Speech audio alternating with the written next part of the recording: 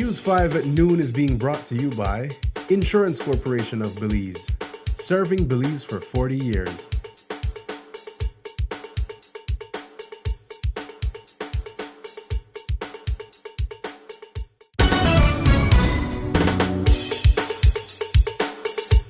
Good afternoon, Belize. It's midday, and you're tuned into the news at noon, where we bring you the latest updates from around the country. I'm Isana Cayetano, and here's what's making headlines today. A possible legal fight and private interest stir controversy at the Hangar. Latest stats from SIB show consumer confidence slips, youths buck trend. Belize Red Cross urges immediate aid for Hurricane Melissa survivors. And PAHO sends life-saving medical aid to Cuba after Hurricane Melissa. These stories and more are coming up in just 1 minute. When I was a student, ICB was there to protect me, ensuring my education and future. When I got my first car, ICB was there to protect me, providing excellent coverage and peace of mind on the road. When we moved into our first apartment, ICB was there to protect us, securing our belongings and giving us a sense of security. And when we got our first house, ICB was there for us, protecting our home and everything we've worked so hard for. At every step of your life's journey, ICB is there for you. For more information, call 224-5328 or visit our nearest branch. Welcome back. The Hangar, a popular hangout spot in Belize City, is at the center of controversy. A resident in the area is taking legal action seeking a judicial review of the Belize City Council's decision to temporarily block vehicle access to the strip. But that's just the beginning. News 5 has learned that some residents are eyeing something much bigger. They're reportedly interested in buying the strip and turning it into private property. If that happens, it could dramatically change how the area is used, shifting public space into the hands of a few well-off individuals. This strip of public land in the Home Park area, known as the Hangar, has been at the center of controversy. This area for decades has been used by the general public for many reasons, including swimming, fishing, launching their boats.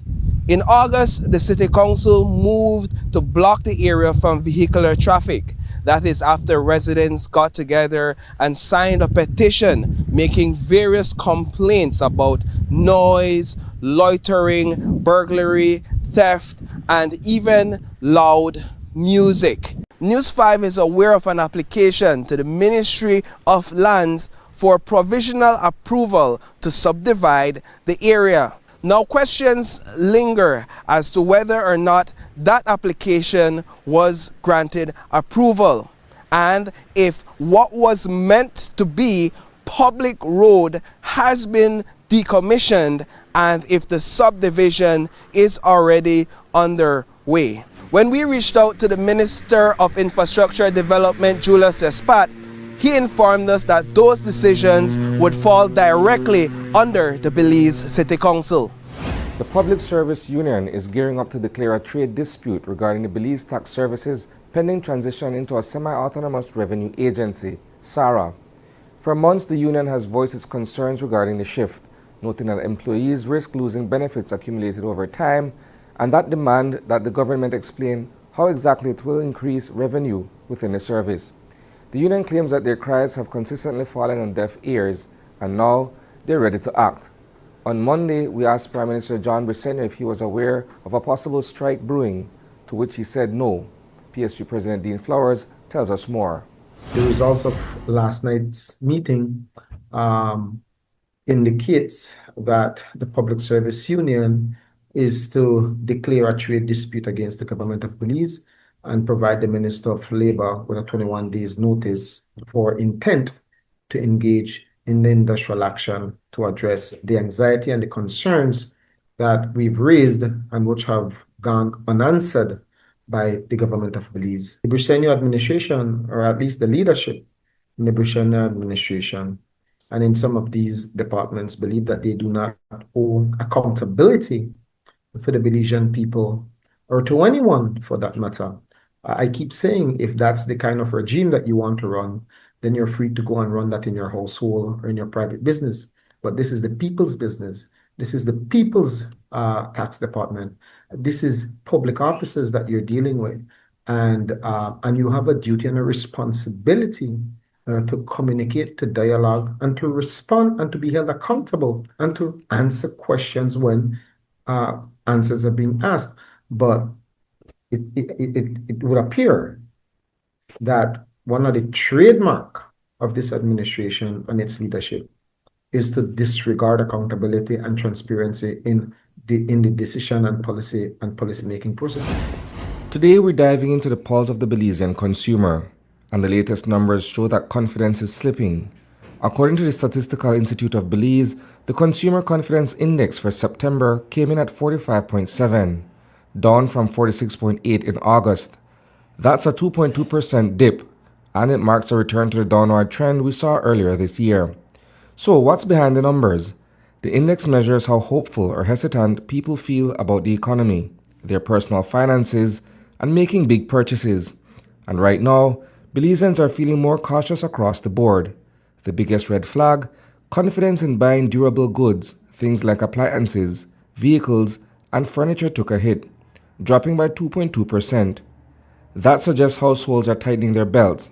Regionally, Corozal saw the steepest decline. Consumer sentiment there fell to 38.1, driven by a massive 28.3% plunge in confidence around major purchases.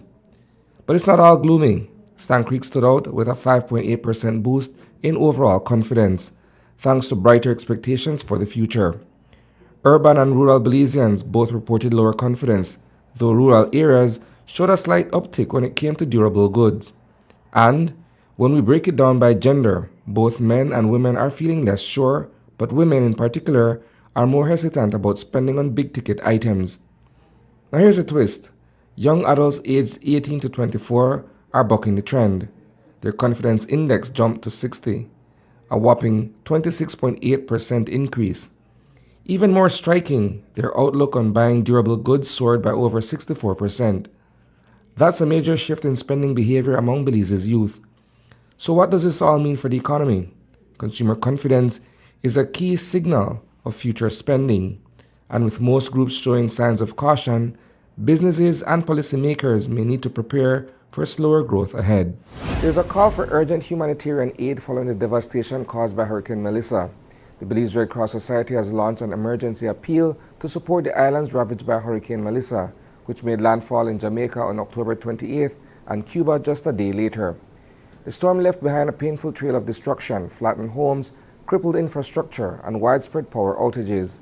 Preliminary reports indicate hundreds of families have been displaced. Many are now desperate need of shelter, clean water, food, and medical care. The Red Cross has activated its National Emergency Response Mechanism, but officials say the scale of the disaster demands immediate financial support. To help, the Belize Red Cross is appealing for cash donations. Contributions will go directly toward emergency shelter, food and hygiene supplies, medical services, and psychosocial support. Director General Lily Bowman urges individuals, businesses, and the international community to act swiftly. Meanwhile, over 2.6 million tons of emergency medical supplies have arrived in Cuba, thanks to the Pan American Health Organization, following Hurricane Melissa's destructive landfall as a Category 3 storm. The shipment includes medicine, surgical kits, water treatment tablets, tents, and gear to help 5,000 people for 3 months. It was dispatched from PAHO's Panama stockpile and will be sent to the hardest hit areas once roads and communications are restored. These supplies are critical to keeping people healthy and safe, said Dr. Mario Cruz Peñate, PAHO's representative in Cuba. PAHO is also preparing a second shipment with mosquito nets, generators, and more supplies to prevent disease outbreaks. Meanwhile, its emergency centers in Washington, D.C., Havana, and Barbados are coordinating efforts across the region to restore health services and protect vulnerable communities. Fresh off their historic performance at the 2025 Central American Games, the Belize Basketball Federation is celebrating their gold medal, but also calling on the business community to throw its support behind our young ballers. We spoke with President Jacob Leslie and head coach Stephen Williams today about their young team's impressive performance and what the future holds for Belize's basketball. It's just something to show that if we put things in place and stick with these kids, lead them the right way, keep them on the right track. These things are possible. We will see more breakouts from kids in various different sports, not only basketball, but it has to be a system put in place whereby we can guide these youth in the right way. We know that we're competing in these games a year in advance, and you try to lobby and you try to get support to have the kids prepared properly, right? So that they have a fair shot of being the best version of themselves. We went to America Cup last year, and everybody wants to speak about the loss that we had to the USA, but nobody speaks about the game one victory that we had over the number 11 ranked country in the world, having not practiced one single time, right? So we believe that we have the talent to compete on a world stage in basketball. What we don't have is the resources that we need to train these kids, to keep them together, and to build a program that can compete on a world stage.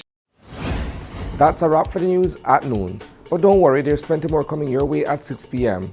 We'll dive deeper into these stories and more. In the meantime, visit greaterbelize.com and follow us on Facebook for real-time updates. And don't miss Open Your Eyes tomorrow morning for fresh takes on today's headlines. Thanks for tuning in, Belize. Stay informed, stay inspired, and have a fantastic afternoon.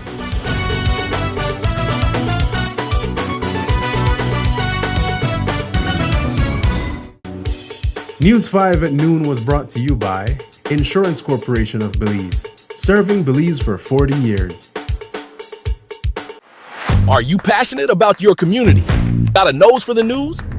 Greater Belize Media is expanding, and we want you.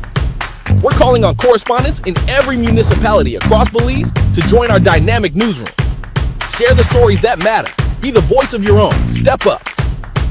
Speak out. Join Greater Belize Media, where your story begins.